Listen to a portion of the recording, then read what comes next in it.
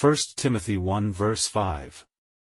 Now the end of the commandment is charity out of a pure heart, and of a good conscience, and of faith unfeigned.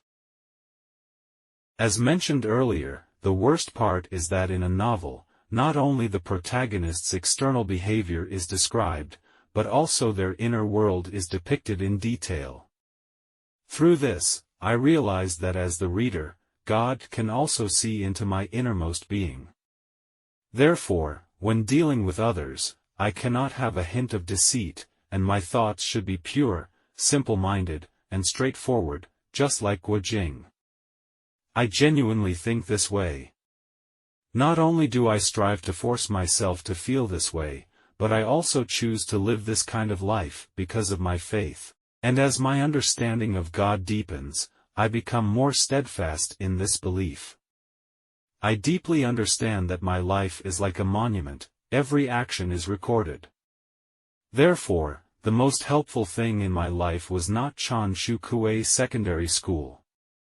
It only provided an environment where I could indulge my thirst for sleep and read novels. Regarding geography, it was conveniently located near several bookstores, allowing me to pass by them and rent novels on my way to school. I would prop up my textbooks and novels and avidly read them during class. I would be completely absorbed, enjoying every moment. As a result, my English was terrible because I couldn't understand a single sentence, making English class the perfect time to read novels. I could somewhat understand other subjects and occasionally ponder what others were saying, but in English class, after saying, "Good morning, sir," I couldn't comprehend anything else. At best, I would say, "Goodbye, sir," when the class ended. That's how I spent my time in secondary school. Do you now understand why Louis Cha's novels often testify to Pastor Wynn's beliefs? They had a profound impact on my character. This doesn't mean that it immediately made my character better at that time. Still, later on, when I wanted to change for the better, I became aware that God examines the hearts and minds of people. He knows everything we do, think, and desire.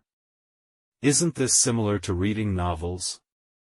We understand the characters' words, their inner world, and their motivations.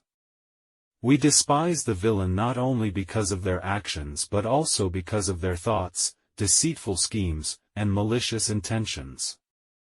Their evil deeds, such as killing the protagonist's parents, merely manifest the wickedness in their hearts. Even if the villain appreciates the protagonist during the process and tries to assist them, their ultimate terrible actions determine their true nature. It is because their hearts have gradually accumulated these thoughts and plans. You cannot compensate for the villain's actions, even if they have done many good deeds. It's unacceptable to let the protagonist accept them as a surrogate father figure just because of that. It doesn't work that way. This helps me understand that if God reads my story, let me be an open book, a novel that God can read quickly and smoothly. Therefore, I will never dare to complain before God.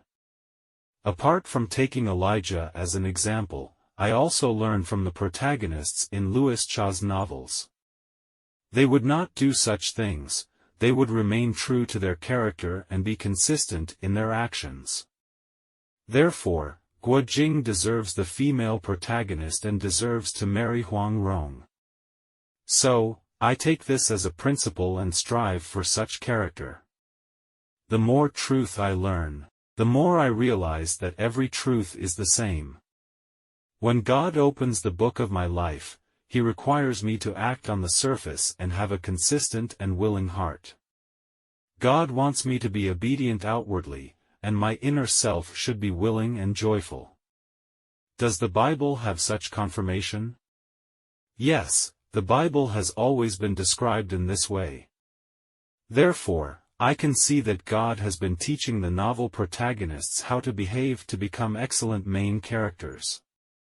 In this way, I can connect the two aspects and understand how to communicate them to you.